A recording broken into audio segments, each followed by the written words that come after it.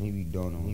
This time, next time, this time to build. This time to build, this time to build, this time to build, this time to build, this time to build, this time to build, this time power. This time to build power. This time to build power. This time to build power.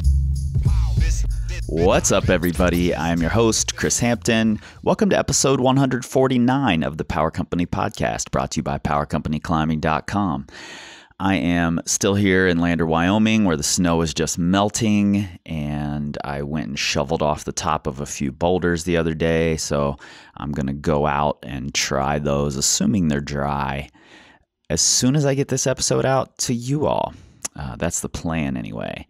And just like it has been the last couple of episodes, I am very, very busy here, so I'm not going to take up a ton of your time in the intro to this episode. Instead, we're going to get into it pretty quick. However, I do want to say, just because I'm excited about it, and I'm letting the cat out of the bag a little early here, but I've got a book coming out soon. I just wrapped up the writing for it. All of the illustrations are done, and they were done by my friend Brendan Leonard at semirad.com. And I'm really, really excited to get it out and get it into your hands. First of many, I hope. So, without further ado, Dr. Jared Veggie has been on the podcast a couple of other times, both popular episodes. You should go check those out if you have not. He and I sat down at CWA this past spring, where we both taught pre-conference workshops and we both spoke during the seminar. And if, like I've said before, if you're in the industry, you should definitely go to CWA. It's a massively productive event for me, and I think if you're in a similar role in the indoor climbing world, it's going to be the same for you. Anyway, we sat down in a hotel room at the very last minute of the CWA. Originally, Nate was going to join us, but we had to cancel that first chat, and then Jared and I bumped into each other right at the last minute, and we sat down and got this done before the housekeeping staff kicked us out. And what we talked about were hot topics, myths, ideas, things that people argue about in this world of training and rehab. And we get into some topics like stretching, prehab, mobility, training in closed crimp, and a little bit of pain science, which actually I'll be talking to Dr. Natasha Barnes about, or I'll be putting that episode out fairly soon. In the next month, you'll be hearing from Natasha all about pain science. So I'm excited to have these people like Jared and Tyler Nelson and Natasha and Ava Lopez weighing in on the podcast and giving the more analytical and the more objective side of things, backed up by research and by science, because I think it's a massively important part of this whole process. So I'm going to jump into this with Jared, and I'll see you guys on the other side. Let's get into it. Maybe don't know. When you're doing warm-ups, when you're doing easier routes, yeah, you better think about what to do with your shoulders and know your positioning. When you're trying to send, you're trying to send, and that's the only thing on your mind. Power. This time to build power. This time to build power. This time to build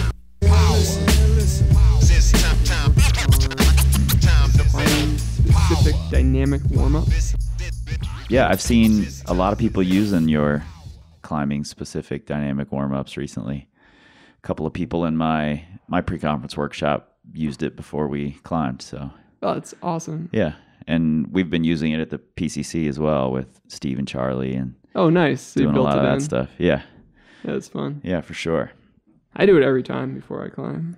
Yeah, I do some sort of version of it, and really depending on what I'm climbing on that day, I'll use parts of it, and modified parts of it depending on what I know if I'm working on a project that I know there are going to be difficult moves of a certain kind, then I'll do some sort of version of off the wall simulation of those moves, similar to what you're doing. So prime yourself for the wall. Yeah, totally. And I think that, like, the way we warm up and get ready to perform, whether it's stretching, dynamic warm-ups, whatever, is kind of a hot topic, and a lot of people debate what the best way is, and that's what I think we're going to do here today, is just talk about some of these hotly debated ideas and theories and modes of training, prehab, rehab, what's dangerous, what's not, what's performance inhibiting, what's not, and just get into, both of our opinions, experience. You're going to have a lot more literature-based opinions than I will, I'm sure. And, I've worked with thousands and thousands of climbers in different ways and seen things that contradict what the literature says. So I'm just curious to know what your opinions on a lot of these things are. So yeah, likewise. I'm interested to see what we align on and then what we differ on as well. Yeah, totally. And maybe the best place to start is I've heard recently a lot of trainers, coaches, climbers say this phrase, almost a contradictory two-phrase sentence, is there's no such thing as prehab, but then following it up with strength training is prehab. And in my mind, I'm like, I think you're contradicting yourself. You're saying there is prehab, but there isn't prehab. And I sort of get what they're saying, in that prehab doesn't need to be its own category if you're doing everything right. But most of us aren't doing everything right, and why not have another category if it fits what you're doing? So what are your thoughts on that statement? Well, I'll tackle the second statement because I think that's easier to pick into a little bit more. And so strength is prehab as the second statement of the contradictory two. I think, first of all, defining strength, because strength is typically your ability to output about 6 repetitions to failure.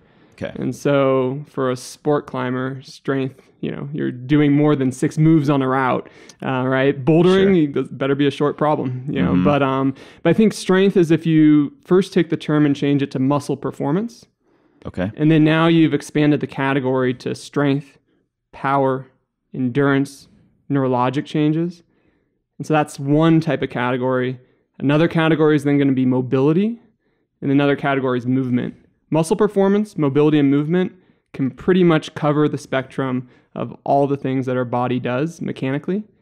And so of those 3, so muscle performance, mobility, movement, if I had to put a word in front of, what is prehab, I guess I'd shoot it back to you. Of those 3, which one would you put in front, or which one would you say blank is prehab? Man, I don't think I would make a distinction between the 3. I think the combination of those things is what stops us, and stop is the wrong word. What makes it less likely that we're going to get injured. Yeah, and I think in the body we combine our mobility, we combine our muscle performance, and then we put that into kind of movement coordination to move efficiently. Right. I'm never using just strength at one time. I'm also in a position that might require me to have a greater range of motion or a little more flexibility. And I also want to move in a way that's going to complement that strength and that mobility and make it less likely that I'm going to be injured. Yeah, so I think in the perfect world, all right, it's not as catchy, but you would have a combination phrase of muscle performance, mobility, and movement is prehab. Yeah.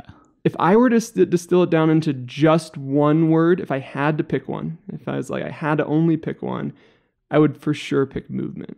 Mm-hmm. And movement patterns and movement efficiency. And especially think about how it relates to climbing.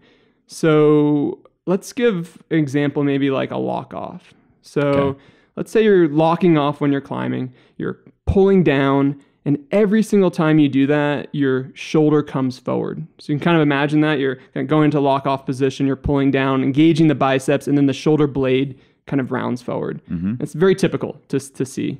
And if someone does that repeatedly over time, which tissues are going to break down? Well, typically the biceps, and the biceps as it attaches into the shoulder. So someone's going to get a lot of like front of the shoulder pain as they're constantly locking off. And so I look at that, and if they were to purely strengthen, let's say they were to strengthen the heck out of that biceps muscle, make that biceps tissue more resilient, and they still continue to lock off with that movement pattern of the shoulder blade rounding forward as they lock off, well, they're generally still going to get that front of the shoulder pain from tissue overuse. Yep. So strengthening is not going to work there, but could we strengthen something else? So maybe you strengthen the back of the shoulder, so the shoulder blades. So you stabilize their shoulder blades, you work on all these strength exercises to improve whether you choose hypertrophy, whether you choose power, whether you choose endurance, whether you choose true strength, whatever you do exercises to improve the shoulder blade muscle performance. They go back. They do the same lock off time and time again. They can have the strongest muscles in the back, but if they're not firing in this sequence, they'll still roll their shoulder blade forward. The biceps will still overwork and still be stressed. Mobility, not that much of a role in a lock off per se, as long as you can fully bend your elbow.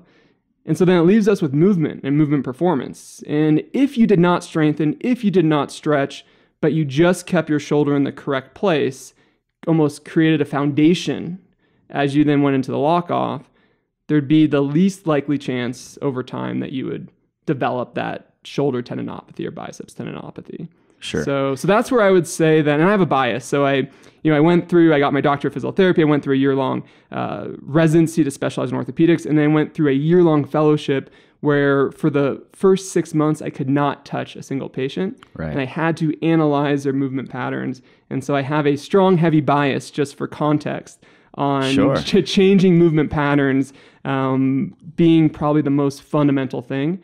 And in a sport like climbing, where there's slow, controlled, methodical movement, you have the best chance to make corrections in real time. So that's my bias.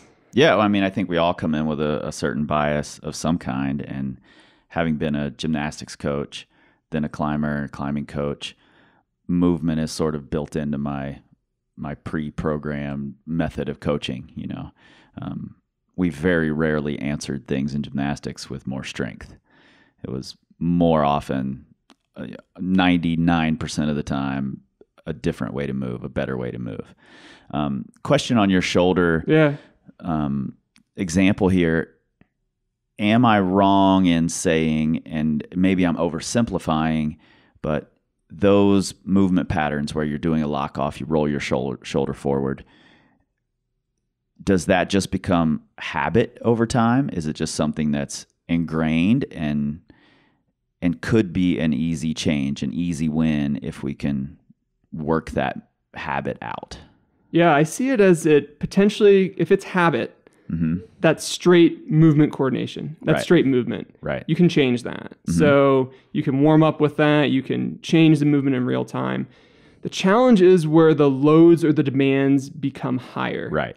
And that's where then you have to bleed categories. So for example, let's say you're in a really overhung position, in a really challenging position, you're locking off, and you have the movement pattern to be able to stabilize your shoulder, but you never train your shoulder blade muscles, the middle trapezius, the rhomboids, the ones to put them in the right position. Right. You don't have that muscle performance.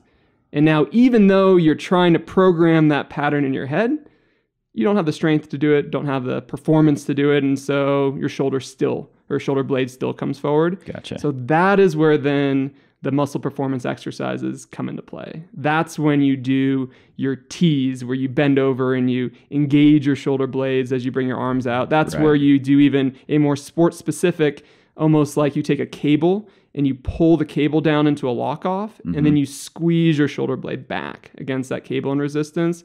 And then that's when you have to really improve the muscle performance to be able to efficiently move, because the demand or the load was much greater than your muscles could contract into. Right. How do you feel bigger, more compound lifts fit into that? Things like, heavy bent over rows or even deadlifts, something like that. Where would that fit into this example of shoulder, strengthening the back of the shoulder? Would you do those early on? Would you not worry about them and just do the sport specific stuff, the tees or these simulated lock-offs? Where do you see that stuff fitting? Yeah, and that's where we get into the categories of muscle performance. So really, okay, if you're doing, let's say a bent over row. I like that one because deadlift, you're going to have straight arms. And so that's not as much simulating lock off. Bent over row, you can load some true, you can still load some true weight and then max out at, let's say, 6 repetitions.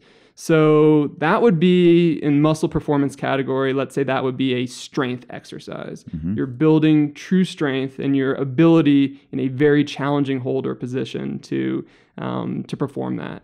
And that's probably going to be a really effective way with heavy load and heavy weight to simulate what we just mentioned.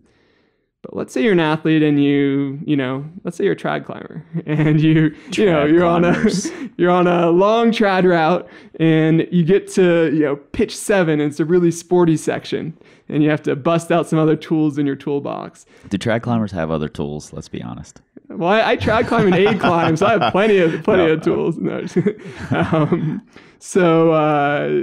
We won't digress into that subject.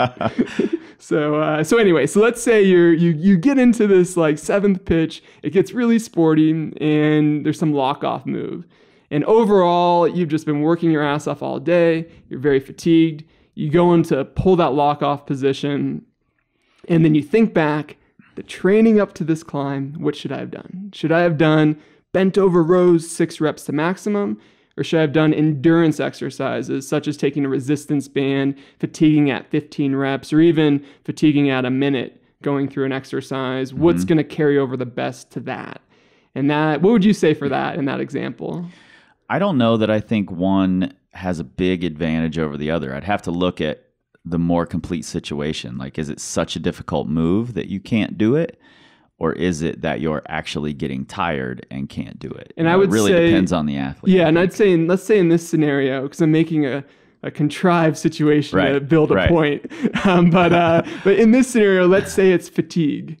And in that case, you need more capacity. You need the ability to do those moves for longer. And, I might start months before with the pure strength, and then I'm going to move more into the let's get you ready for the demands of whatever this goal is. So more fatigue. Yeah, and I think that's where if you can align yourself with what style of climbing do you do, and then when do you find yourself in these challenging positions where you're susceptible or at risk, then you can start to say, okay, which type of muscle performance exercise should I be performing?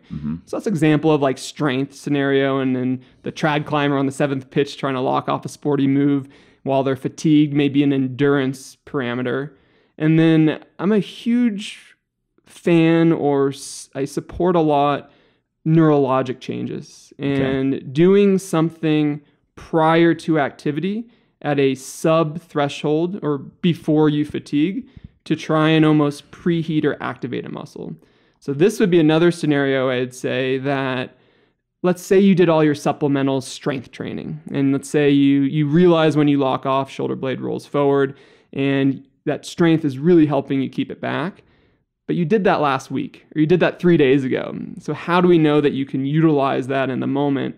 And so I oftentimes give climbers I work with, or these athletes, I give them a pre-activation exercise. So before you get on the wall, take a resistance band or go flat against the wall and do a wall angel, or do something at a sub-threshold, meaning non-fatigable, to just turn on and feel that muscle.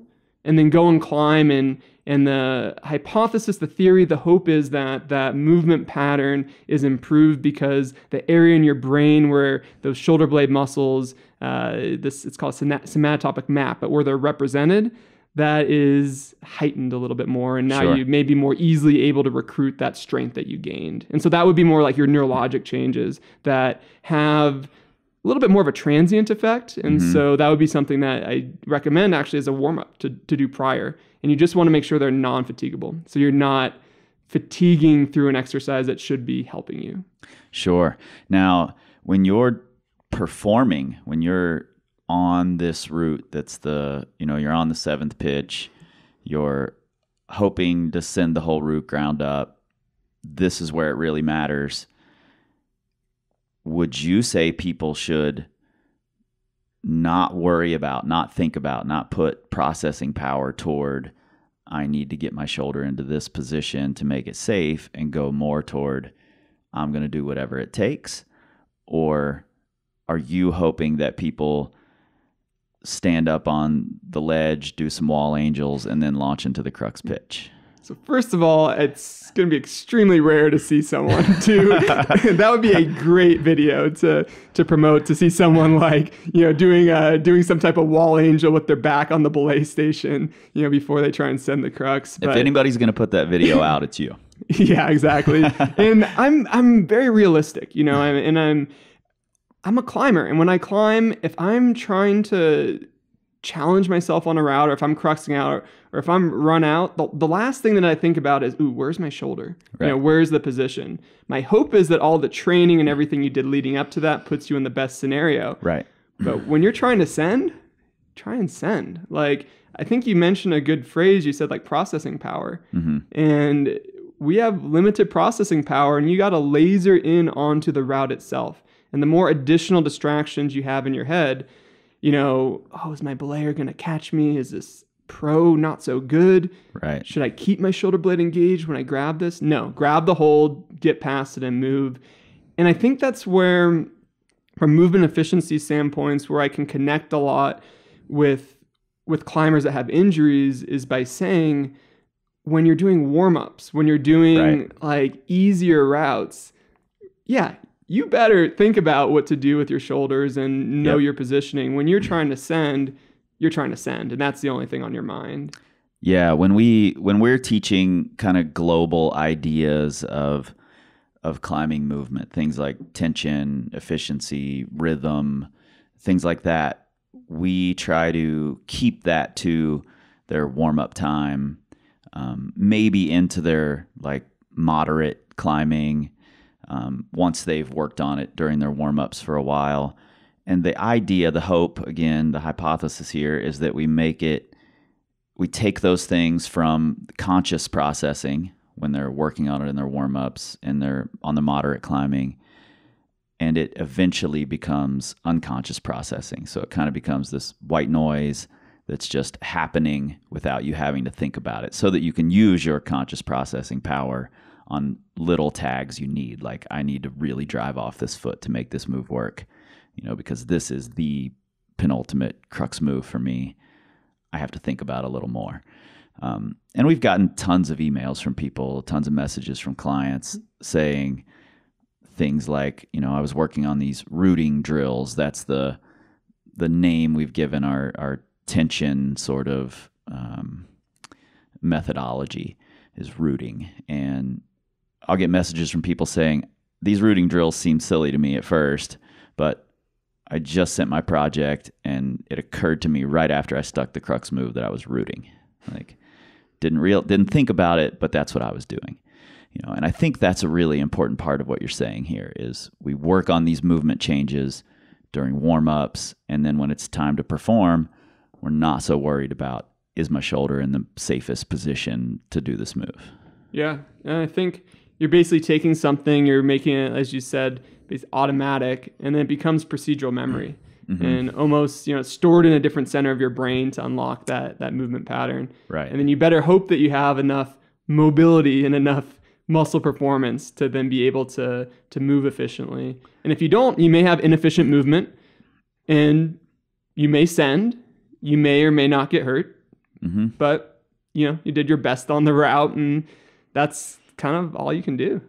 Yeah, totally. So prehab doesn't have to look like, and shouldn't look like, maybe just the, internal, external band exercises that you do for rotator, that you constantly are seeing for rotator cuff rehab or something. Prehab doesn't necessarily look like that in your mind either. No, and if I were to say, I know that's gotten really popular in climbing, and I think it's cool. I think it's great, and it tells me that people are thinking about their bodies. Right. And if I see someone doing a rotator cuff exercise before they climb, I know that they have that being mindful. I just now need to make sure when they get on the wall that they're just as mindful about their movement patterns as they are about how diligent they are about setting up a rehab program. Gotcha. Cool. And then we talked a little bit about flexibility, mobility within the prehab sort of setting. There's also a lot of debate about flexibility and mobility as it relates to performance. And what does it mean? Is it good? Is it bad? Should you do it before it, after it, static, dynamic? You know, there are all these arguments going on kind of all the time. And those arguments have been going on since as long as I can remember. You know, when I was in high school, there were a lot of arguments about it, and that was at least 150 years ago. So what are your thoughts on, first off, can we define flexibility versus mobility? Yeah, and you're going to find a lot of different definitions. Yeah. But so conceptually, how I see it is, let me give an example. I'll give a personal example. Okay. So Does this involve trad climbing? Oh yeah, so I was climbing this trad route. I was in this off with chimneys, pitch 6, and I started. No, all right. So I know myself as an individual and as a climber that two of my weaknesses. One is finger strength, which I'll continue to work on. Yep. The other is hip mobility and hip flexibility. Okay. There's several times I get into a position, say I'm climbing in the gym. I'm gym climbing. And there's a high step or a high foothold. And I'm kind of in this weird 3-dimensional position, and I lift my knee up, try and get my foot on the high hold, and I'm like an inch too short. And I think, all right, why can't I get my foot on that hold?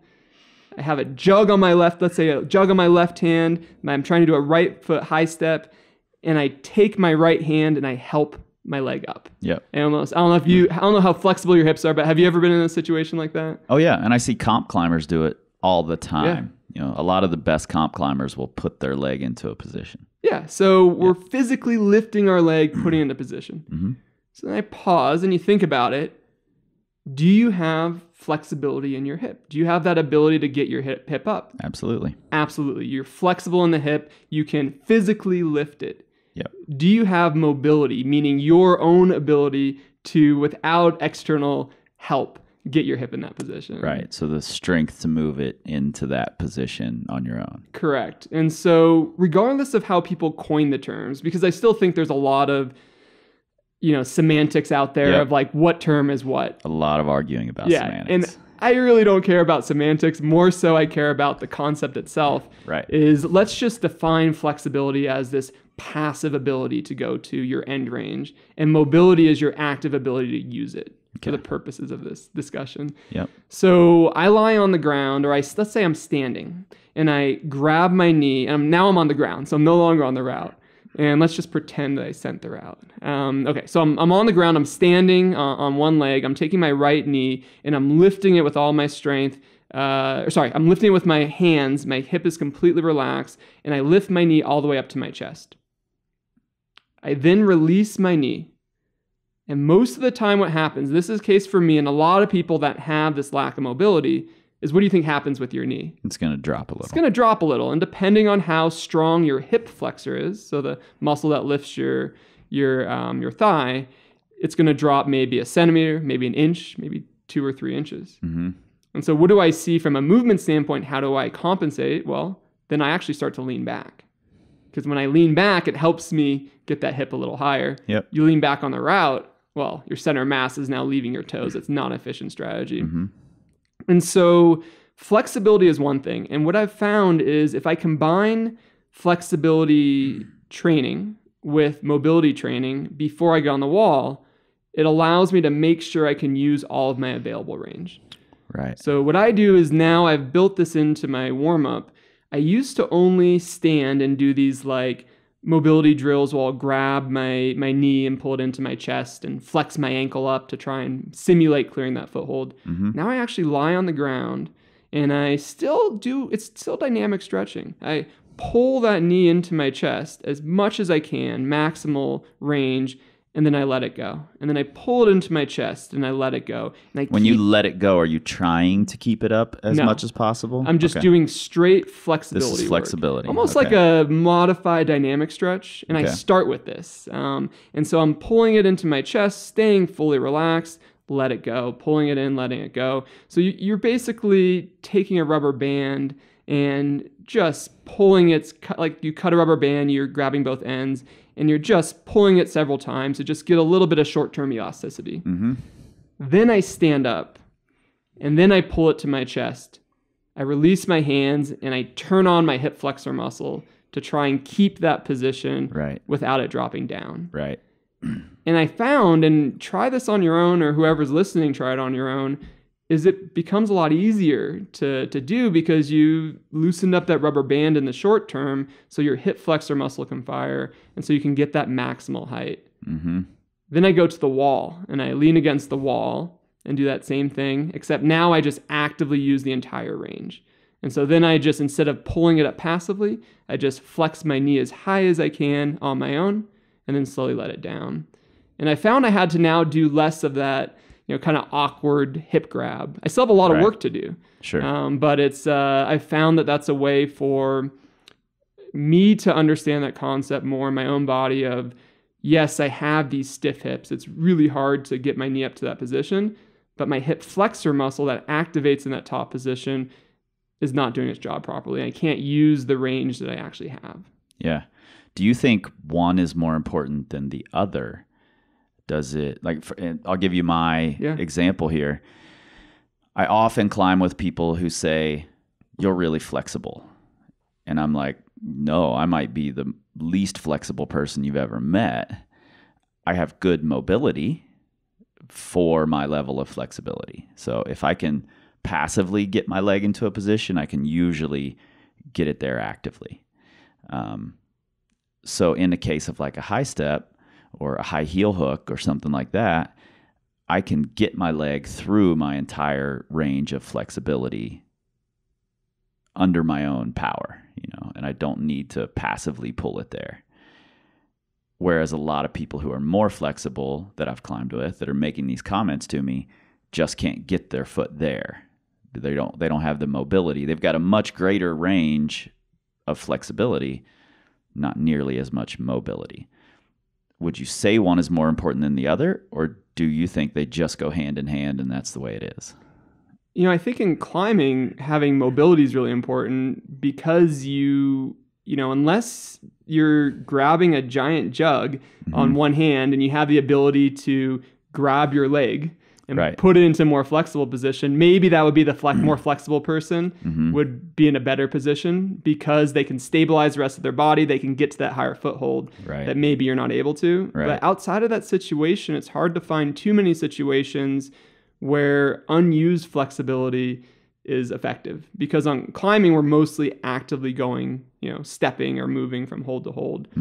I can say the one that sets people up for risk for injury more, what do you think sets someone up more to injure themselves, the scenario? Flexibility. Yeah, and then flexibility, especially once they somehow get into a position that they can't control, then they're no longer using their muscles to stabilize. They're hanging on their joint and their ligament. And there's no other place in the body I see that more so than the shoulder. Like the shoulder is the most mobile joint in the body. The humeral head, which is the ball, is 4 times the size of the socket. So you're thinking of like a golf ball on a golf tee. Right. And that allows us all this crazy mobility. But for climbers, it gets a little bit tricky when you get into positions that you cannot stabilize. And then you're relying on, your fingers contacting a really small crimp. And that's going to drive what happens and also at the shoulder. Right. So do you think it's important to be able to, for instance, if I'm lying on my back, reach my hands straight overhead, I don't have that great a range of motion because of shoulder surgeries, because of high school wrestling, all sorts of reasons. A lot of it climbing, I think. I can't get my thumbs to the ground if I'm reaching overhead. Is it important that I stretch and can eventually get into that position? Is it more efficient when I'm hanging on the wall, or maybe only when I'm climbing on vertical rock?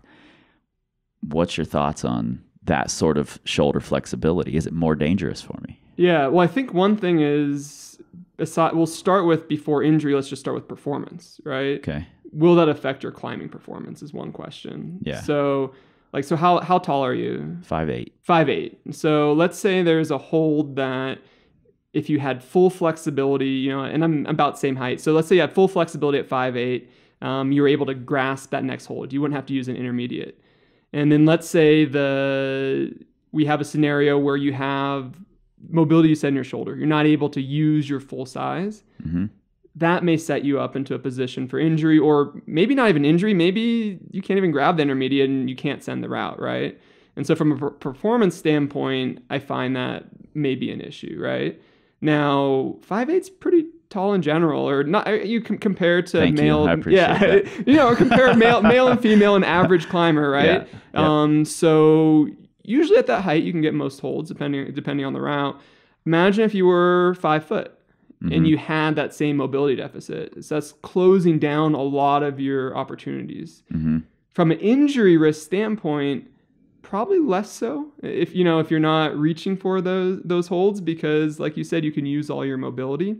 But I think this topic of relative flexibility is something I need to discuss when it comes to this example of reaching your arm overhead. And I don't think this is talked about much. It's a newer topic, even in physical therapy. Okay. So a lot of medical practitioners aren't as familiar with it.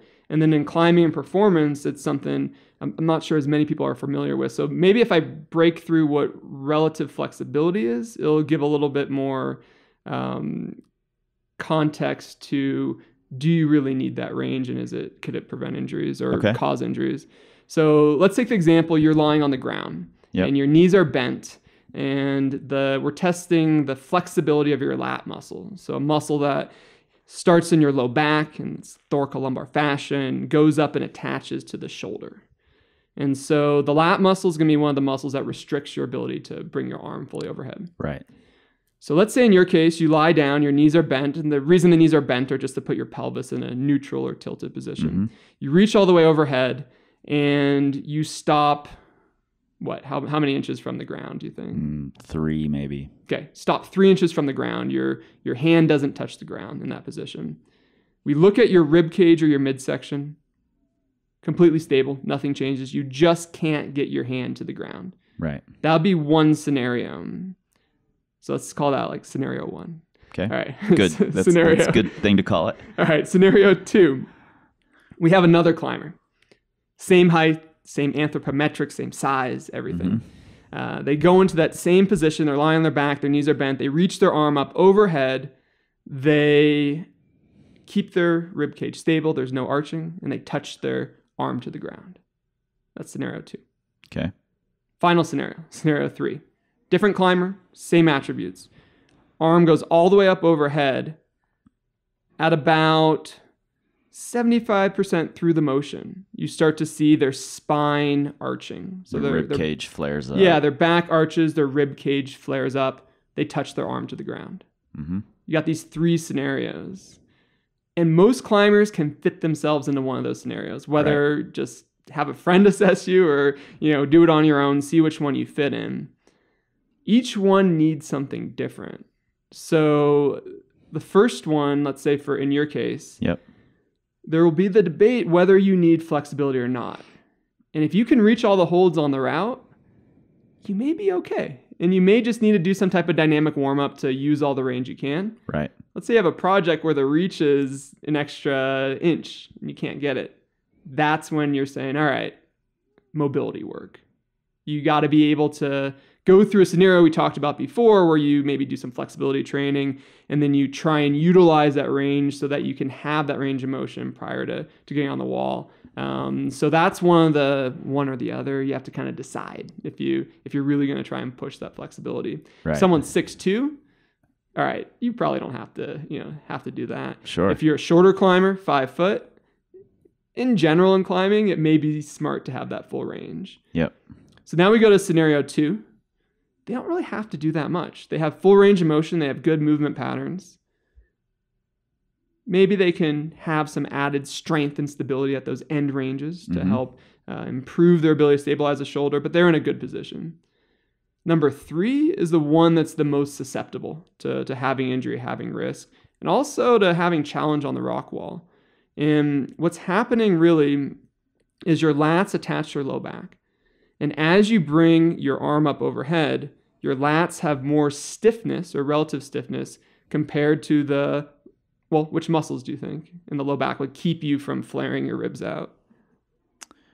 I would imagine everything in your lower back is what does it. Yeah, everything in your low back, and then even in the front of your stomach. Sure. So like your abdominal muscles. Yeah. So the ones that keep the ribs down are the external obliques. Those are the ones that kind of keep your ribs from flaring. And so for that person, we have 2 scenarios. One, try this. Can you engage your abdominal muscles? Lower those ribs, and can you bring your arm all the way down to the ground? And if they can, perfect. You need to start to engage your lower abdominals, and especially do that as a warm-up when you get on the wall and you're about to reach something really high overhead. Make sure that you program to keep your abdominals engaged. Right. Because if you don't do that, your ribs are going to flare. Yep. And then what do you lose?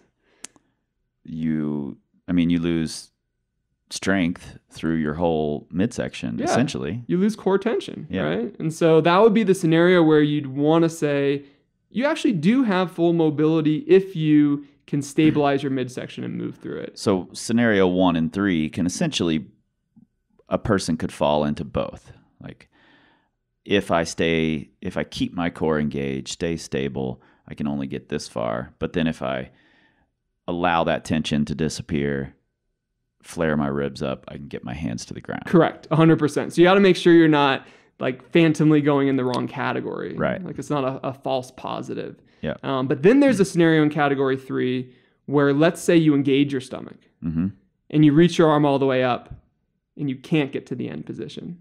So now you're kind of like that category 1, right? Yep. You can't get that full range. So those are the people then that you have to say, well, you have to make that decision. Can you work on flexibility in your shoulder at the same time that you're working on abdominal strength?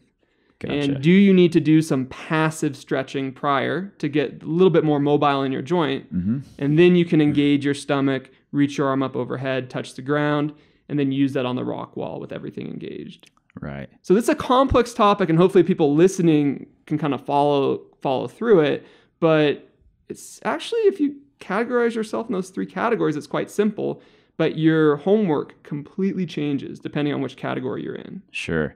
It's definitely a super complex topic. That's why experts have been arguing about it since the beginning of sports science. There's also, in this same vein, there's the idea of, should you stretch before performance or before training, or should it happen after, and should it be static or dynamic? So let's say we need more flexibility. We've got an example person here who needs more flexibility, whether it's shoulders, hamstrings, whatever. There's literature that says you lose power by static stretching if it's over 30 seconds, I think is what a lot of the literature says. But then those studies are very specific. And mostly in the lower body too. Right, exactly. So what's your take on, should we be doing any kind of static stretching before climbing? Yeah, and a lot of people sometimes, I teach these clinics and I work with a lot of climbers, and a lot of people think of me as the like anti-static stretching guy. Right. Which is only dynamic stretch, only do this. And I've tried to make a good habit now of prefacing that, no, dynamic stretching is the 6 minutes before you get on the rock wall. 5 to 6 minutes is you're now using all this range of motion, sport-specific positions. I'm a fan of increasing mobility, and the question is whether statically stretching is the way to do it. But maybe let's categorize is increasing flexibility. Right. Let's say increasing flexibility, when should you do it? And increasing flexibility, they have research studies, and a lot of these are in the, let's say, the hamstring muscle, so muscle in the thigh. And 3 sets of 30 seconds or 1 to 2 minute stretch increases range of motion. Hands down, you can find plenty of research that doing static stretching increases range of motion. And is that a short-term increase? Does it then go back to normal, or over time, do you actually increase the range of motion permanently? They actually have great research that shows that, specifically in the hamstring, that you're able to make long-term gains with it. The question is the mechanism, and is there better mechanisms to improve that flexibility? A lot of the newer theories are targeting that you're not changing the muscle length. Exactly. Right. And it's more, there's a lot of hypotheses that are floating around of what's going on, and I don't think anyone's really been able to fully, determine that, because there's little ways that you can trick muscles. For example, let's say you're stretching your hamstrings, or someone's stretching your hamstrings for you. You're lying on your back, you have your leg up, and they're stretching it passively. Then you engage your hamstring muscle. Press against it. Exactly. You pressing into them, you relax, and they gain like 7 to 10 more degrees in a single moment. What you're doing is you're tricking, it's called the GTO or the Golgi tendon organ. You're tricking the impulse, and it's something that you can kind of like sneak in that moment of when it releases to get extra range. Right. And it's like a neurological gain in the in flexibility. Exactly. And there's another thing called PFS, post-facilitatory stretch. Let's say this is one, we'll say for your hip flexors. You engage the muscle vigorously at a mid-range, and this is like a maximal, kind of vigorous gauge. And then someone comes in and yanks your leg back as fast as they can. And that's one you gain 20, 25 degrees in a single technique. You have to be very safe and very careful with that. It sounds like it. But it's one where you completely trick your nervous system. So there's so much about flexibility that we don't actually know. Are these nervous, like the neurological changes, is there literature showing that those can be long-term as well? I'm not familiar with any literature for long-term. Okay. Yeah. The most of the time that I use those is, I could say like anecdotally or clinically, I'll use those in the short term to create a window of mobility that someone could then use. Gotcha. But I don't think there's much, if any, research on. I'd have to go and dig that up to see what's available. Just curious. But what I can say is that, flexibility training, like I can speak to myself. I try and do as frequently as possible when I'm not at the rock gym or not at the route. And I have a busy day, so it comes down to right before I go to bed. And I constantly think of neurologic changes, though. So, for example, all the time we're sitting, we're climbing, whatever it is, and our posture's rounding forward, right? So I find that if I do my posture stretches, opening up my chest, going on a foam roll, and it's not that active. It's just kind of like elongating those muscle spindles. If I do that before I go to bed, my thought is that when I'm sleeping, there's some type of neurologic carryover that I'm not going to wake up in this rounded crunch position. And so I typically I recommend most upper body stretches for people to do them whenever you want, do them as frequent as possible. But I find that this like nighttime routine is effective. And especially the issue with habits is people tend to not do things that frequently, and then they drop them off. And so if you piggyback on a habit such as I brush my teeth, floss them, mouthwash every night, well, that's linked now with my stretches. So I like piggybacked on another habit. Well, it's interesting you say that. Lately I've been, at night, I've noticed that I start sitting more, whether it's sitting at the dinner table or sitting on the couch with my wife watching a Netflix show or something. I'm sitting for quite a lot longer, and my posture gets worse and worse, especially if I'm on the couch watching Netflix, eating ice cream, all the other bad things. Then my posture gets bad. So lately, these past few weeks, I've been doing some stretches, doing some foam rolling at night in place of sitting on the couch, or, in every few minutes while sitting on the couch, I'll get on the floor and do some stretches. And frankly, I feel better when I wake up that next morning. I just feel like I'm moving better. We've already established that I'm getting older, I'm ancient. When I get out of bed in the morning, there are a lot of mornings where I can feel that my body has tightened up, like drawn into itself. The stretches at night seem to help with that. Yeah, and there has to be some type of neurologic component to that, Right. rather than just Right. the physiology of lengthening the muscle. Yeah, and does that matter? Like that's a question I often ask as a coach whose my whole goal is to get results for this climber, to help them find a way to get results. Does it matter what the mechanism is that's happening, and if we're actually lengthening their muscles or not? Frankly, I don't really care. I don't care what the mechanism is as long as it's working. I don't think we know the mechanism. Right. Like, there's so much that we think we know, and we have no concept. Like, Yeah. you think of the idea of why some climber climbs all the time in the gym, climbs outside hard routes, has terrible posture, never does any rehab, prehab, any type of exercise, and has 0 injuries. And then you have somebody that does all the rehab exercises in the world, climbs, 2 days on, 1 day off, or listens to their body, and they have all these injuries all over their body. There's so much about what is going on, I would say, in the brain and almost like the spinal cord level that we don't know. And we have proposed ideas and thoughts of these mechanisms, but I'd say it's more, in my mind, results driven until we actually figure out what's going on. Right. I think for me, that's I have a tough time connecting to a lot of the literature, a lot of the studies, for that simple reason, that oftentimes we don't know what the mechanism is, or we don't know how to study why it's happening. And so the literature oftentimes seems incomplete to me. And I just recently was reading, I can't remember his name right now, but the scientist who decided in a study that it's not lactic acid, it's lactate, and this is what it's actually doing instead of what we thought for these previous years. But he also, in this paper, says the coaches have been training the athletes right all along. Regardless of the fact that we just discovered that we're all using the wrong terminology, it's not actually happening the way we think it's happening. The coaches have discovered that this is the best training method, and now our research supports that training method works.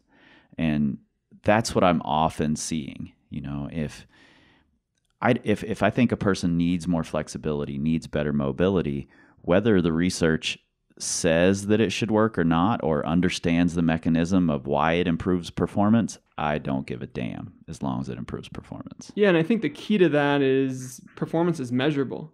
Right. And so if you measure it, if you quantify it, then you can track it. Yeah. And whether it's short-term or long-term over time, that's the goal. And as long as you're not doing damage, then it's probably the right direction. Yeah, and I should qualify that by saying I appreciate the literature and the research. I just look at it with a skeptical eye when I've seen this has worked for 100 people and this research is saying that doesn't work, then maybe there's something missing in the research. So I appreciate that it's there, but oftentimes I'm going to wait until it catches up. And the research is changing now, with functional MRI and TMS and these different ways to measure brain activity. And there's some really cool, especially, so I'm a professor at USC, and we have a lot of really good researchers.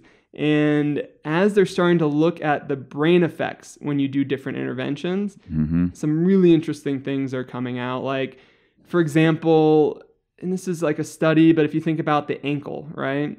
So there's a study done by Dr. Fisher and colleagues where they basically did a manipulation to the ankle. So, like a quick thrust. Right. High velocity thrust, and oftentimes you'll get a cavitation or a pop. So I'll manipulate the ankle. And then they'd go and they would measure and check to see what was going on in the regions of the brain associated with the ankle. And about 5 minutes after that technique, they saw that the region for the brain associated for the ankle, the motor cortex, lit up. And there was this 5-minute window. 5 minutes after. Yeah, it lasted for 5 minutes of where it was lit up, and there was this their discussion or hypothesis from this is after you do a manipulation to gain range of motion, you have a 5-minute window to utilize it. Gotcha. And then they looked at these low-grade mobilizations, so these kind of slow mobilizations, and there wasn't this like large light up or excitability. And so they're starting to look at what happens or changes at the brains. And I think what we'll start finding in the future is that we have these kind of short-term effects from these interventions that give us a window to make a change. And then the key is how can we utilize that to make something a little bit more long-term? Yeah, gotcha.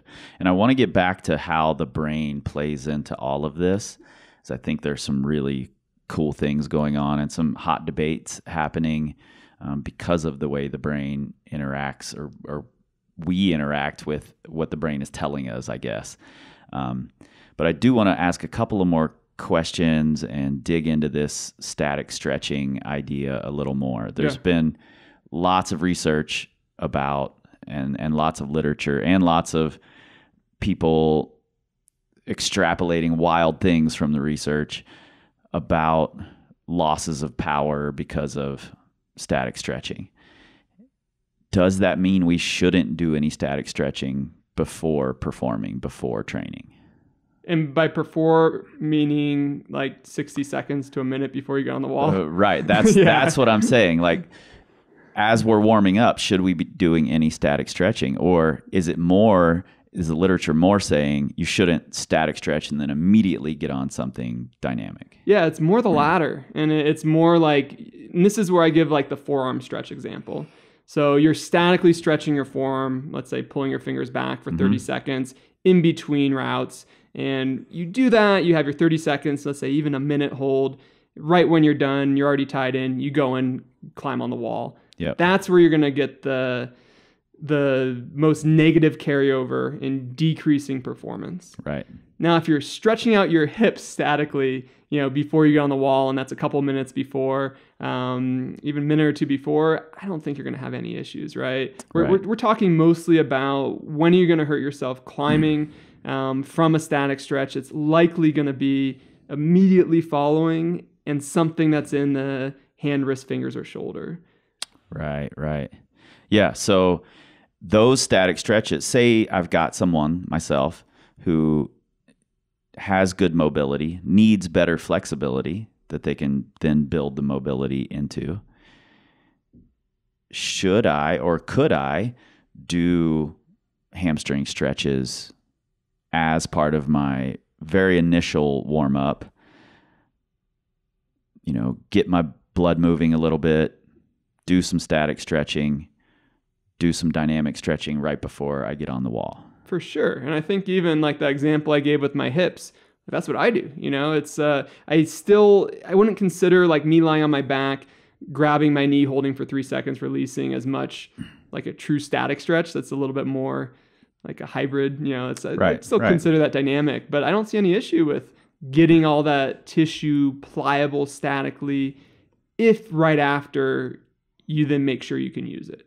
Right. I think the challenge becomes, let's say in that example, you just do that passive stretching and then you jump up on the rock wall. You probably should have done something in between dynamically to make sure you can use and control that motion, especially in the shoulder joint. That would be the one that I find the most issues. People, especially climbers, completely overstretch their shoulders. You do not need the mobility you're given, especially it's called the clavicular fibers of pec major, but basically when you bring your arm out into the letter T and you stretch your chest, right, you're basically most climbers are fully flexible in that position, and you're just stretching the capsule of your shoulder, which you do not want to do because that makes you more mobile. It's the same when you pull your arm across your chest and really pull the shoulder away from, or pull the humeral head away from the cup that it sits in. Yeah, same thing. And your shoulder blade is peeling off as well. And so now you're pulling away and actually just stretching your shoulder blade rather than the shoulder itself. Right. Gotcha. So okay. So yeah, I think it's everything goes in trends. And I used to give these seminars to coaches and climbers about 7 years ago and ask the question. And I still give these seminars. I gave 3 this week, right? And I asked climbers, who here knows about dynamic stretching?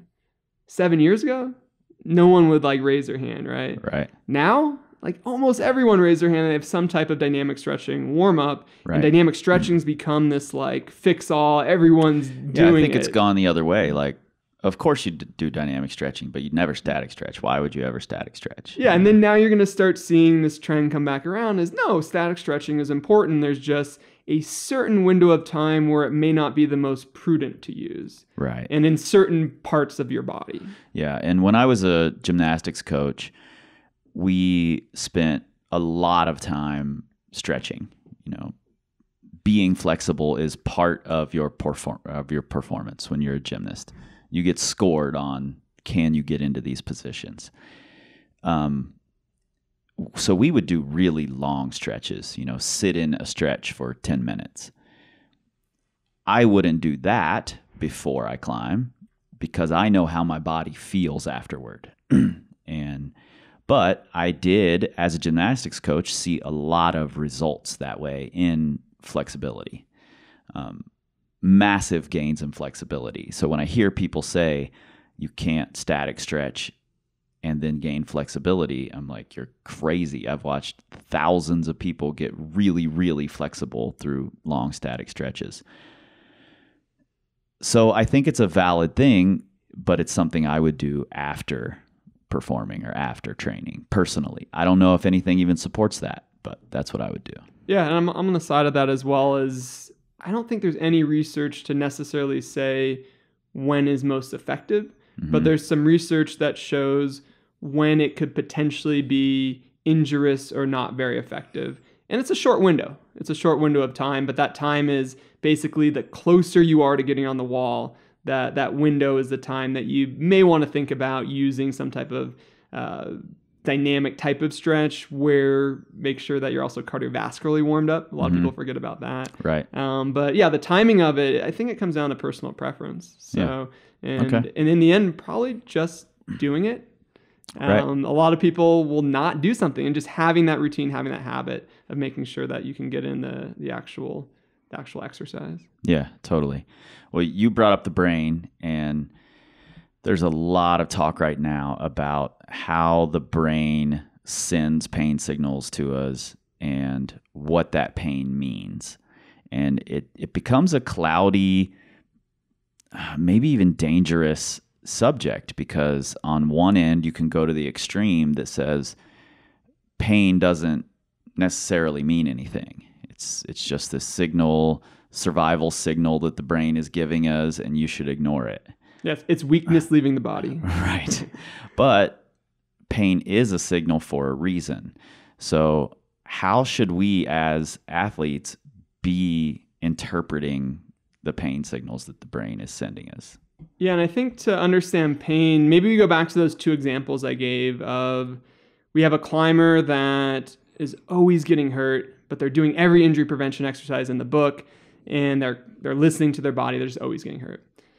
Maybe they're listening too much. And then we have which I think is a thing. It happens a lot. Yeah. And then we have another climber who is just climbing all the time, over climbing, not listening to their body, and they have no injuries and they're doing no injury prevention. And this is actually very real two categories. Like you can ask some of your friends, how often do you do these types of things? And so I think to understand that is first to understand the mechanisms of pain, as you were saying.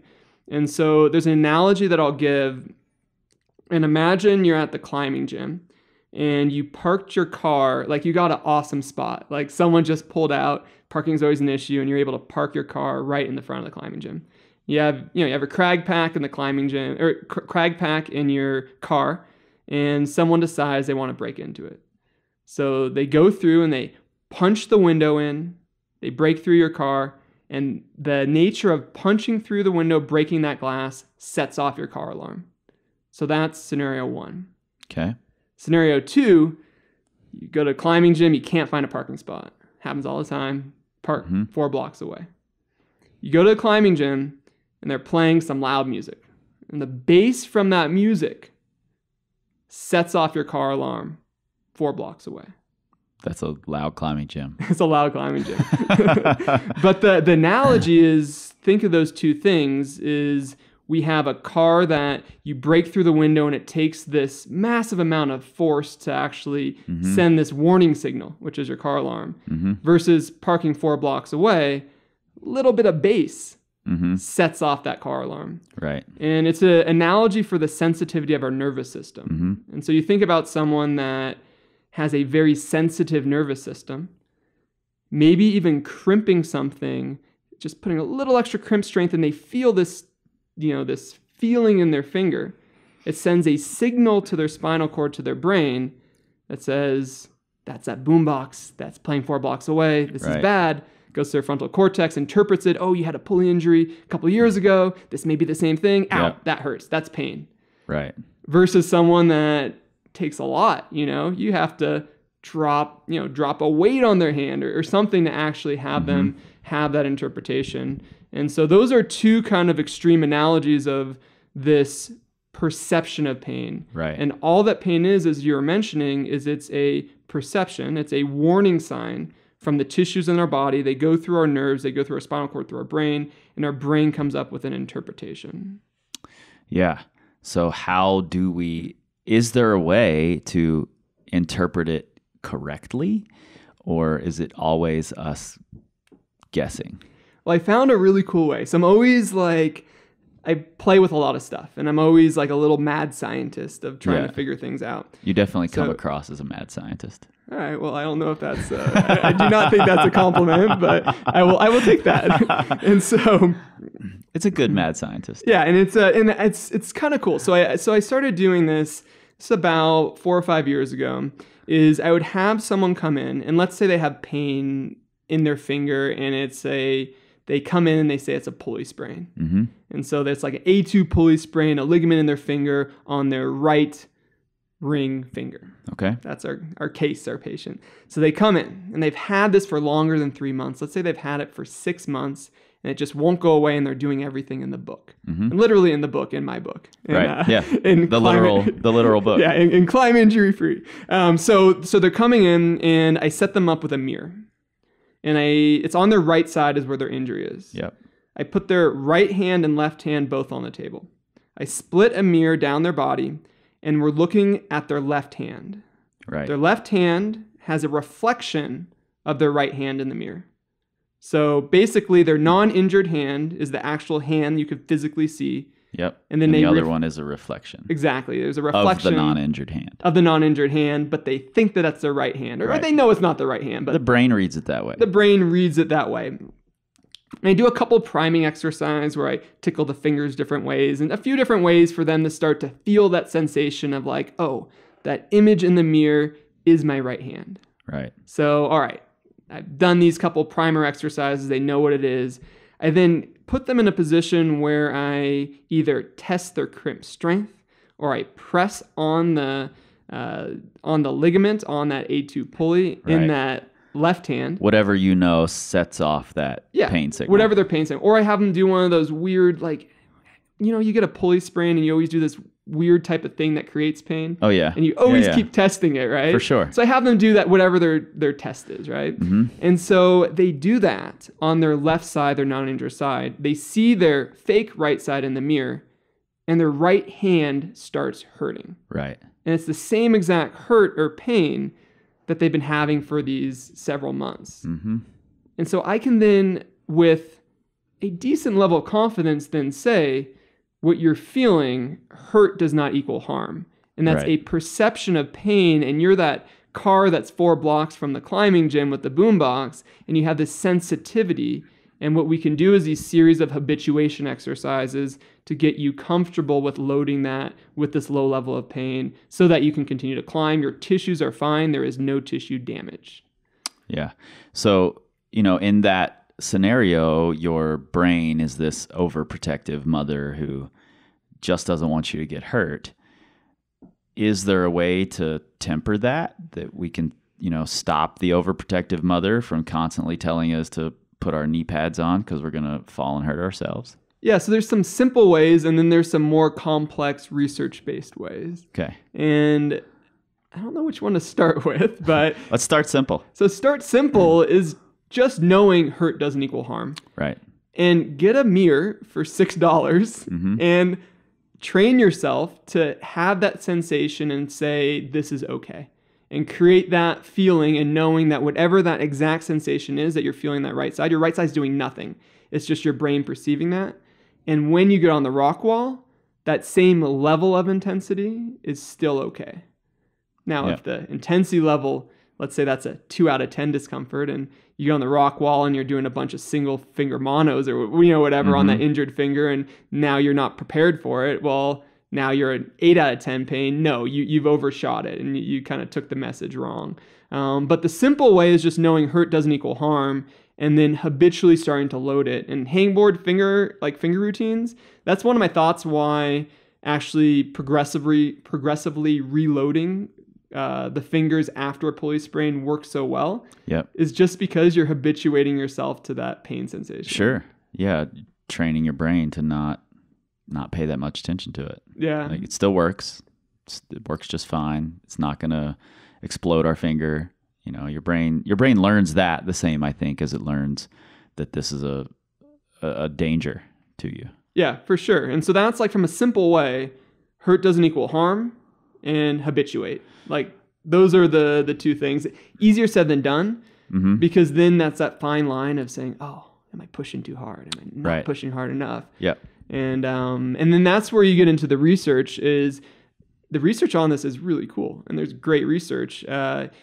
There's this 3-phase system it's called the NOI group, and David Butler and Lorimer Moseley are 2 pain scientists that have really pushed the research on this subject. And they have this great book, Explain Pain, that's now, I think it's now hard to get. It's like, I think you try and get a copy of it's like $75 or something. Oh, right. But there's an audiobook for it that's quite easy to get. But anyway, for their concept of what they started doing, it's called graded motor imagery. And there's this 3-phase system to get you into habituating your nervous system to this perceived pain.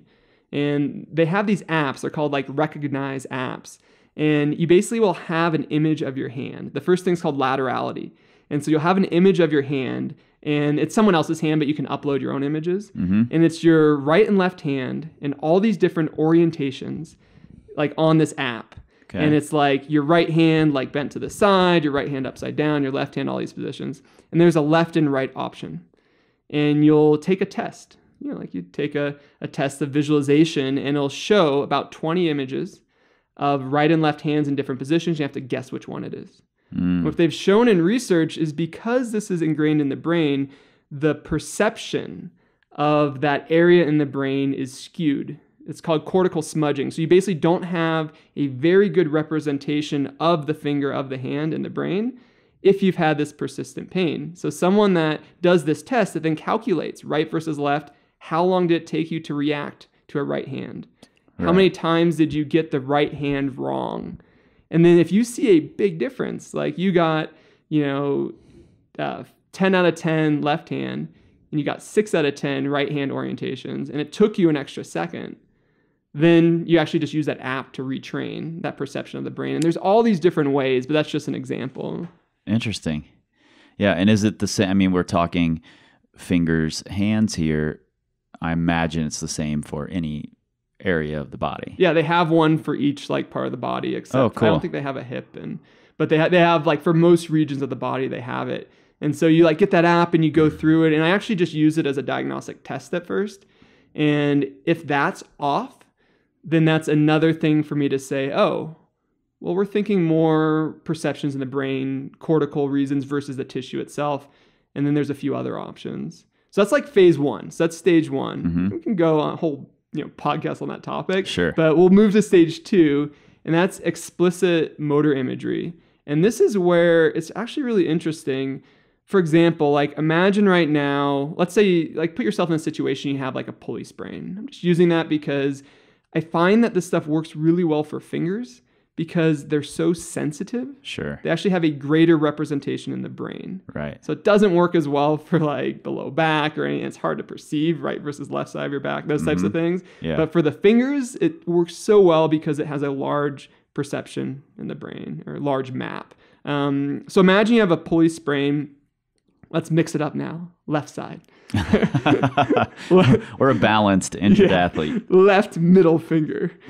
A3. Okay, whatever it is. All right, so you have a finger injury. And then this is where you close your eyes and you imagine getting on a rock route with single finger pockets. Mm-hmm. And you just imagine yarding on those, and it's every move is that. And you see if that creates a heightened lingering sensation of pain. Would be an assessment. So actually sit someone down, close their eyes, kind of take them through this visualization. Like, you're putting your finger in that pocket, you're locking your fingers down, you're pulling all your strength. And then you try and see if that actually generates or creates more pain or symptoms. Right. And then what do you think the treatment for that would be? I imagine doing the visualization more. Yeah. So visualizing and probably habituating to it. So, all right, now imagine you're warming up. How's that finger feel? Right. Those types of things. And there's been some fascinating research on actually applying manual interventions at very low speeds, like small oscillations, while you're doing those visualization exercises. So for example, someone is lying on their stomach, and the thoracic spine is a region, so the mid-spine, that our nerves and our spinal cord go through. And by going through these kind of low-grade pressures on the mid-spine while you're talking in a low voice and putting someone through this habituation of, let's say, loading their fingers on a climbing wall, that can actually calm down the nervous system. Interesting. Almost like desensitize it so they can go through this visual experience a little bit better. So there's some crazy stuff with this. And I also actually then take a pulse oximeter, which they're like $40. They're just something that you put on your finger. They have those in the hospital. And it measures your pulse rate. And so then I'll measure someone's pulse rate prior to this. And then I'll watch their pulse and watch it kind of drop down. So they're in this like more calm, less anxious fight or flight feeling or stage as we're then going through this visualization exercise. Oh, that's really interesting. I'm just guessing that this is something that Adam Alder is probably already using, judging by the latest Real Rock and how deep he is into how the brain works with climbing. So yeah, probably he's on the cutting edge of things. Like, he's on it, man. When, he's got everything going. I saw a video of him doing some ballet as well. He just it's actually pretty fun. But he tries everything, and I think that's there. He's trying to get that extra. I wouldn't even say 10% at this stage. He's trying to get that extra, what? 0.5% or something. Yeah, probably 0.5% and seeing what he can do. But a lot of these strategies sometimes give you that 90% of that thing that you're completely missing as part of your rehab. And then the final part of that, so we went through the first stage is this kind of laterality. Then we went through this explicit motor imagery. And then this third phase is a bunch of training with the mirror. And that stuff is fun. Like you mess with people's brains I'm sure. Of where's that and it started with phantom limb pain, right? Someone has a missing appendage and you do this in the mirror and they feel their opposite that side. It hurts even though the limb isn't even there. Yeah. So I do a lot of this kind of, especially with fingers, this kind of fun training in the mirror.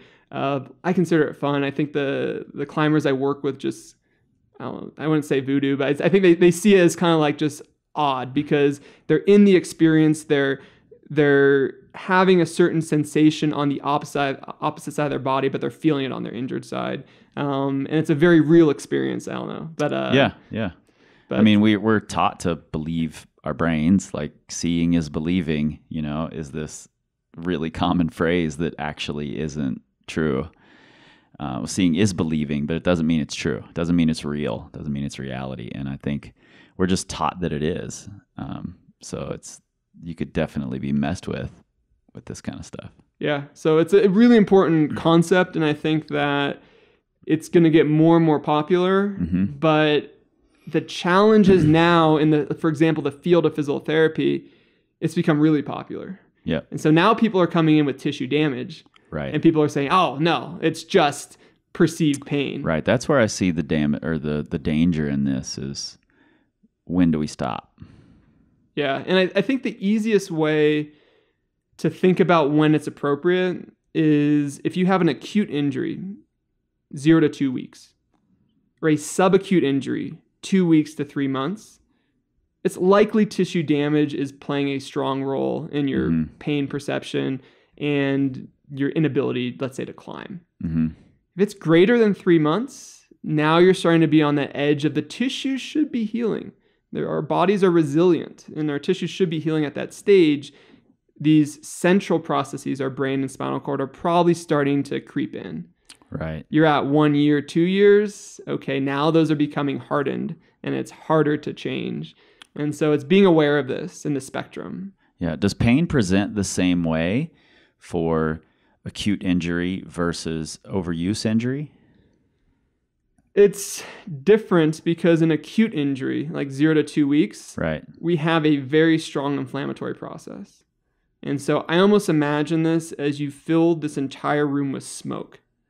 And now a lot of things hurt in directions that may not necessarily be tissue damaging, but there's just inflammation. There's this, soupy mixture of edema and fluid in your body that is now affecting and causing pain signals. Right. Where chronic injuries are typically, if it's not ingrained in the brain like we talked about, they're typically more mechanical, meaning when I move in this very specific position, I have my pain. When I come out of it, the pain goes away. Mm-hmm. And that would be a little bit more like a more clear distinction.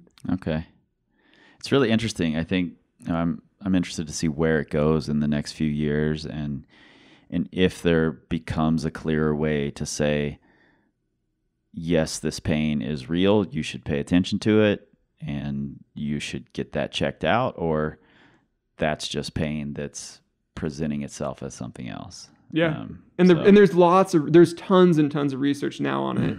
And there's going to be more. This is like a hot topic. Right. Which is, and then give it 5 years and there'll be another hot topic, right? Absolutely. But there's cool stuff like, it's called graphesthesia, but your ability to, for example, let's say you have an injury in your palm. Let's say you tore a lumbrical, right?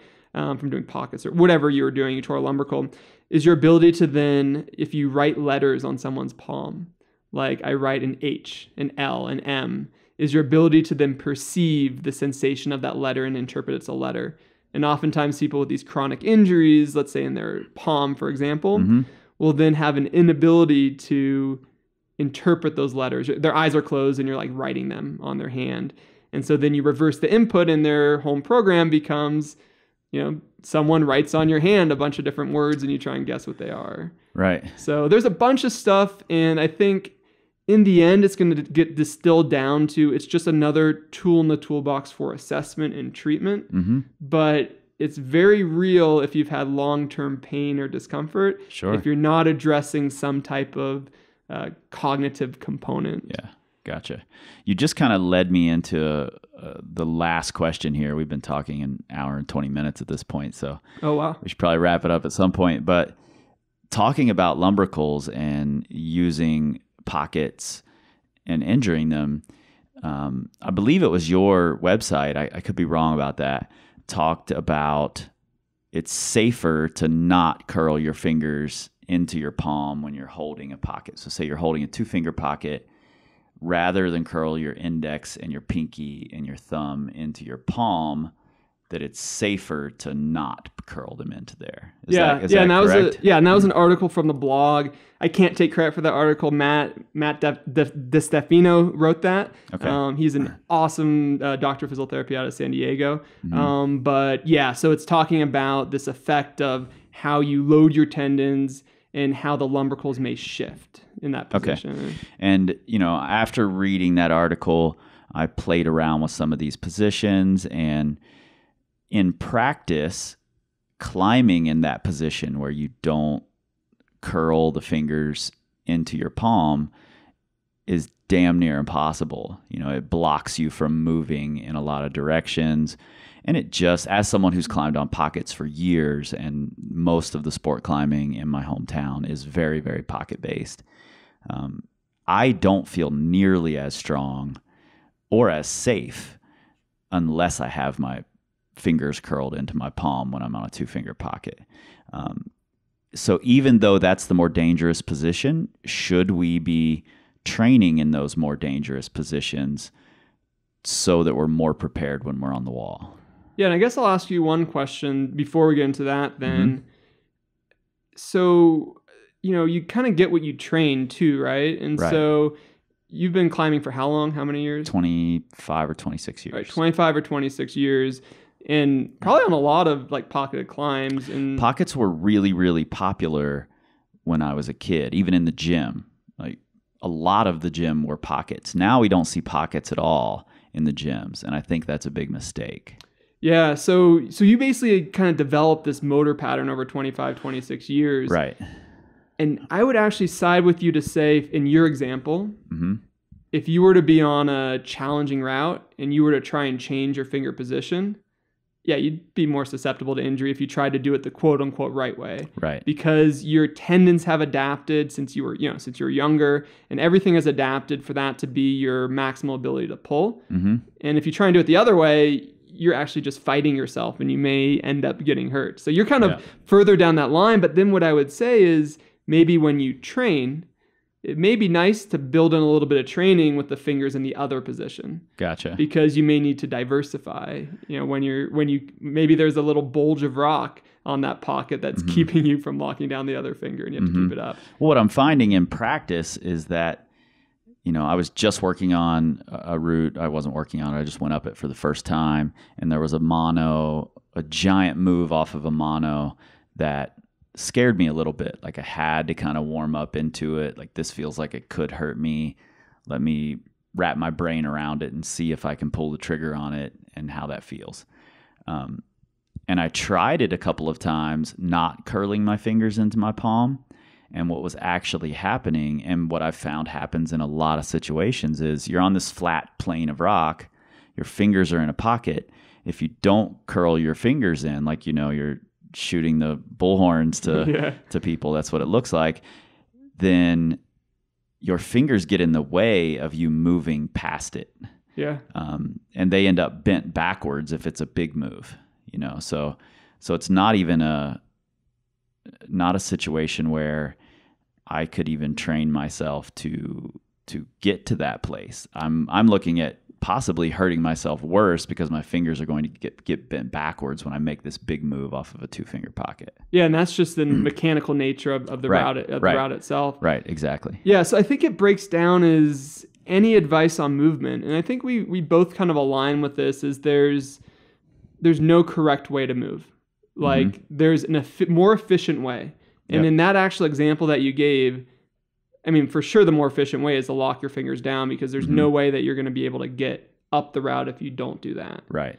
But there are mechanical stresses that over time or in a single instant, if you move a certain way, can cause more strain. Okay. So for example, if, let's say a new climber, let's say they just started climbing and they're psyched on pockets, and they want to do a lot of pockets, I'd recommend them to actually train in the way that puts minimal strain on their lumbricals, in which those are the muscles in the hand. And basically the lumbricals attach from our finger flexors. That's one of their origins. They don't start from bone, they start from tendon. And when you look at your hand and you, let's say, flex down your middle finger, you'll start to notice that other fingers start to naturally flex down. Right. That's called the quadriga effect. But you flex one finger down and the other ones will start to flex down. They share a common tendon. Right. So in that position, if you are maximally engaging one finger and then all your other fingers are fully flexing in a bottom position, you can actually put more stress or strain on this lumbrical muscle. If you're doing that under high loads, it may tear. So if you're an early climber, newer climber, getting into pockets, train first in the safest manner in that position, and that may actually become your strongest grip. Okay. But if you've been doing it for a long time, then maybe build in a little bit of the other grip for the variety. But I think a good one, I talked to, for example, Sean McColl, who grew up kind of as a youth comp climber. And when I was talking to him about different hands, positions, different grips, he rarely uses a closed crimp grip or a full crimp. He'll almost always use a half crimp. Yep, same. But he trained that when he was young. Right. And so he had some good coaches early on that said this is going to minimize strain. And now that's actually a stronger grip, from what he says, for him than a closed crimp or a full crimp. I feel the same. Yeah, exactly. And he'll almost use that closed crimp or full crimp if he has to get a little extra height, or flex a little bit more, and you have a little bit more range of motion and freedom through the wrist as well. But he'll use that in select scenarios. He'll still train it. but he's now trained a half crimp to be his strongest grip. And I almost think that early on in training, we could use this concept of the newer climbers starting to use more pockets, is do it the Spider-Man way or the bullhorn way or the way that minimizes load on your lumbricals. And then when you're climbing harder and harder stuff, you may need to then start actually training the lockdown position, right? Because it's probably how you need to start moving more on the wall, right? And I do think there's, you brought up the closed crimp, and there's a lot of argument about should you train ever in a closed crimp or not. And for me, I'm in the same boat as Sean McCall, though way further down the river. But for me, I feel like my half crimp is generally stronger than my full crimp. There are occasions when I need to really lock down on a crimp, and it often takes me quite a few tries to discover that, okay, this is a situation where I need to lock down. Lots of people use the full crimp all the time, and there are a lot of things about a full crimp that's more dangerous and more injurious. For the people who are coming up are now told you should never half crimp or never full crimp in training, I do think there's some value in, once you're climbing at a certain level, to training that full crimp, simply so that it's less chance of injury when you get on the wall and have to use it. Yeah, you have to do that. I mean, it's essential. But I think the big point you bring up is later on in training, and then when you get into the grades when it really matters, and when you really need to use that hold. Yeah. Yeah, and I think training, we'll use the same sort of movement training that we talked about early with the Prehab, and to get people out of the habit of, if I come across a 5'11", 12 minus climber who full crimps everything, part of my training with them is going to be, let's climb our warm-ups in open hand or half crimp rather than full crimping everything. And let's just try to get out of the habit of full crimping every single hold and feeling like that's the only way you can hold everything, because it's safer. And then down the road, if they become a mid 13 climber, we might have to go back to that full crimp and train it a little bit to make sure that we're ready to use it after we've taken it out of the vocabulary a little bit. Yeah, and then the challenge also then becomes also people that overuse open hands. Sure. Like you talk to Adam Andra, he thinks that's the most dangerous grip for him. But he's climbing 515s with far to reach holds on pockets where these or kind of your fingers are barely touching. Right. And he feels that an open hand, because it uses less muscular and tendon strength, you're just kind of hanging through the skin, it puts the most amount of passive forces on the ligaments in the fingers. So I think in the end is you want to be well-rounded, like everything. You want to train the safest grips first, but you do not want to overuse everything. You want to have all these different tools in your toolbox to use when needed. Right, and train what you're going to be using. If you're a 5'11" sport climber, you don't necessarily need to use the full crimp very often. So training in full crimp shouldn't even be happening at that level, in my opinion. Yeah, or if you're a Yosemite crack climber, you may not need to train single finger pockets. You may not need to train at all. Modest. Just kidding. Totally kidding. But if you're a V10 boulderer, then training in a full crimp is probably a good idea. Yeah. Not all the time, but making sure it's part of your training. Yeah, it's kind of cool that, I feel like I align with you similarly on these training methodologies. It'd be interesting to see who doesn't, right? And see if there's a different perspective on, Well, there are lots of people saying never train in a full crimp. So, I'll get one of those on and we'll discuss it. Do a little debate. Yeah. Yeah. Okay. Yeah, I think we've taken up an hour and a half here, and at some point we have to get out of this hotel room because they're going to kick us out.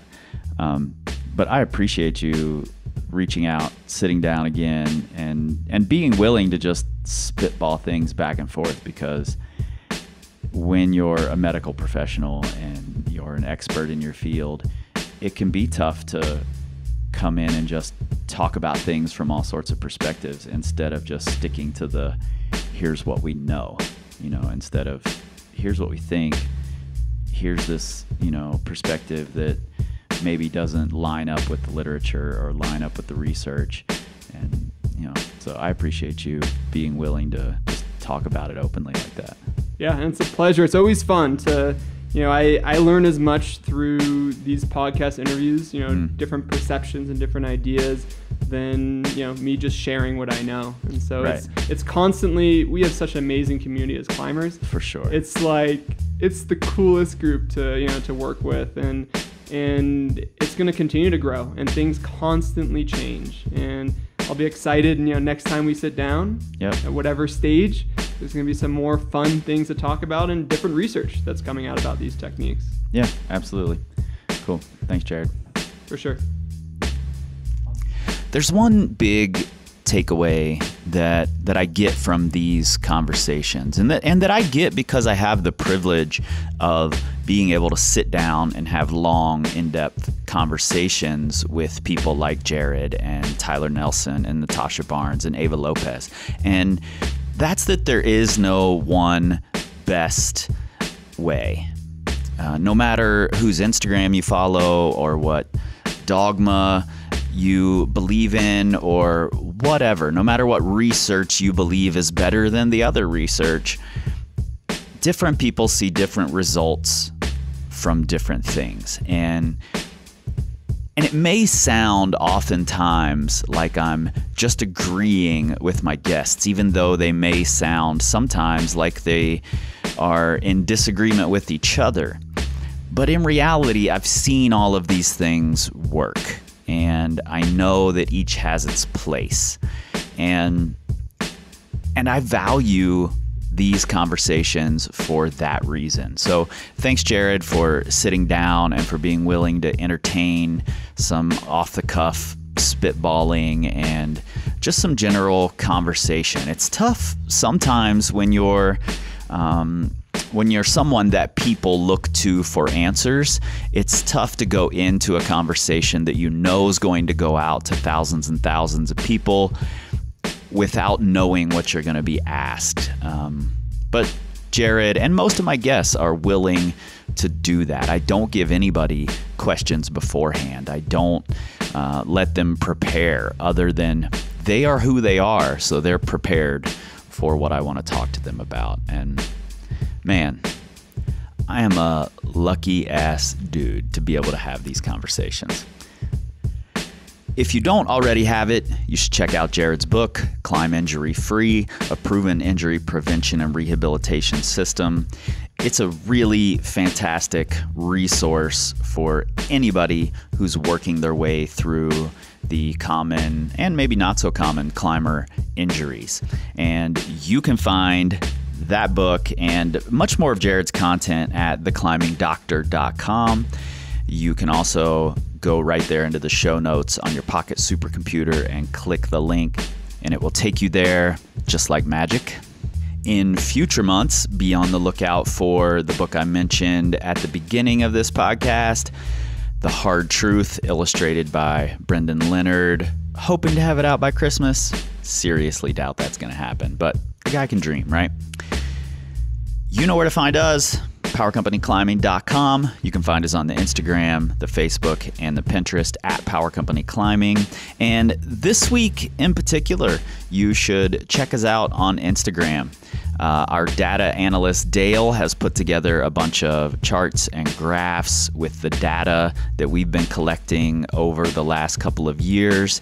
And we're going to be putting those out with some explanations, with some questions for you to consider when you're looking at these numbers. Because sometimes things that look like truth and are presented like truth are not necessarily truth. And you can spend your entire day searching for those charts, those graphs, and the truth over on the Twitter machine. You're not going to find it there, and you're also not going to find us there because we don't tweet. We scream like eagles. This time, this time, this time, this time, this time to fix, this time to fix, this time to fix, this time to fix, this time to fix, this time to fix, this time to fix, this time